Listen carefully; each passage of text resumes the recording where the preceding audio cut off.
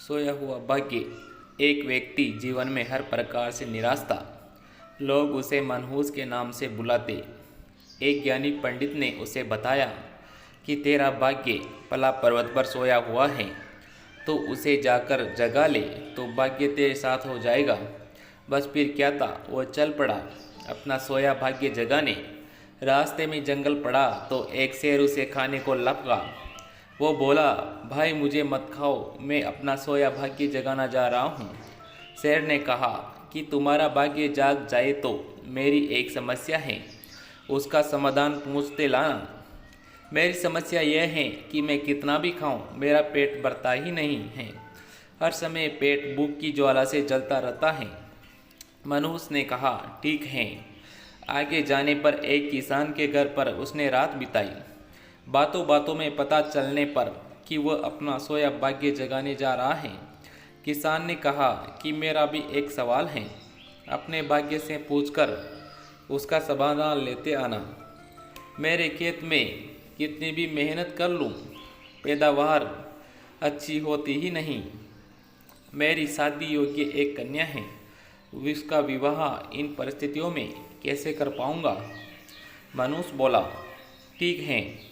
और आगे जाने पर वह एक राजा के घर मेहमान बना।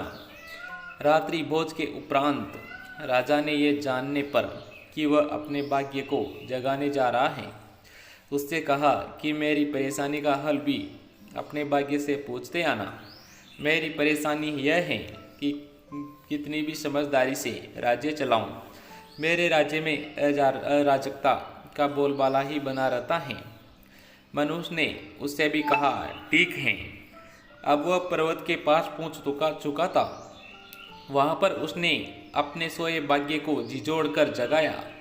उठो उठो, मैं तुम्हें जगाने आया हूँ। उसके भाग्य ने एक अंगड़ाई ली और उसके साथ चल दिया। उसका भाग्य बोला, अब मैं तुम्हारे साथ हरदम रहूँगा। अब वो मनुष्य न रह गया था, बल्कि एक भाग्यशाली व्यक्ति बन गया था और अपने भाग्य की बदौलत वह सारे सवालों के जवाब जानता था।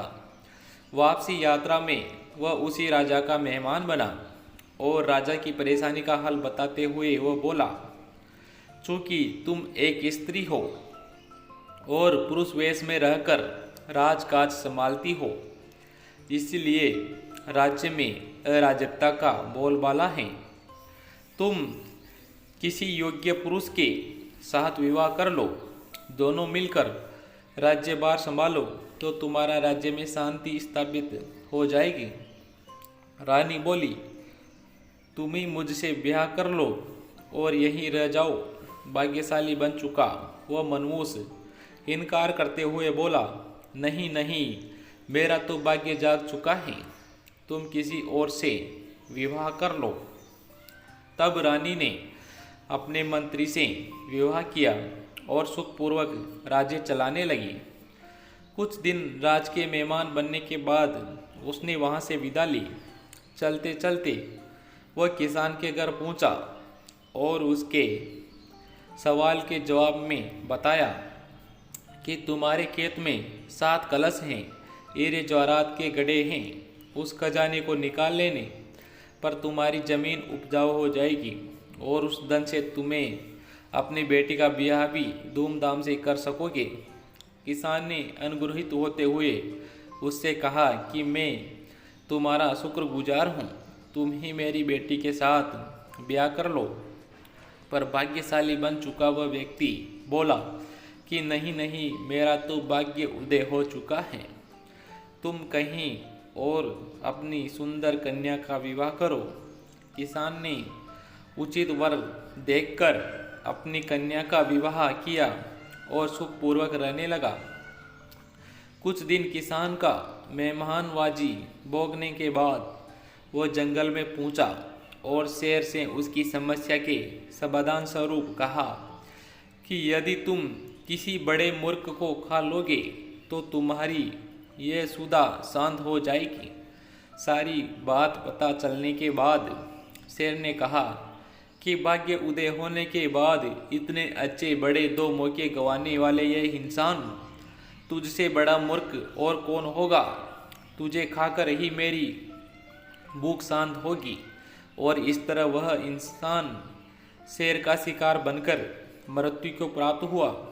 सच है, यदि आपके पास सही मौका परखने का विवेक और अवसर को पकड़ लेने का ज्ञान नहीं है, तो भाग्य भी आपके साथ आकर आपका कुछ भला नहीं कर सकता। तो इसलिए दोस्तों, हम कितने भी भाग्यशाली हो, लेकिन हमको अवसर को पहचानना चाहिए कि हमारे साथ ये अवसर अच्छा है, तो अवसर देकर उसका फ़ायदा भी उठाना चाहिए। क्योंकि अवसर बार बार नहीं आते हैं, अवसर भगवान के द्वारा दिए जाते हैं। इसलिए भाग्य कोई नहीं है, भाग्य हमारे कर्म हैं और अवसर हैं जिसका फ़ायदा हमें उठाना चाहिए। तो कहानी कैसी लगी तो कमेंट करके बताएं। चैनल को सब्सक्राइब करें, वीडियो को लाइक करें। धन्यवाद।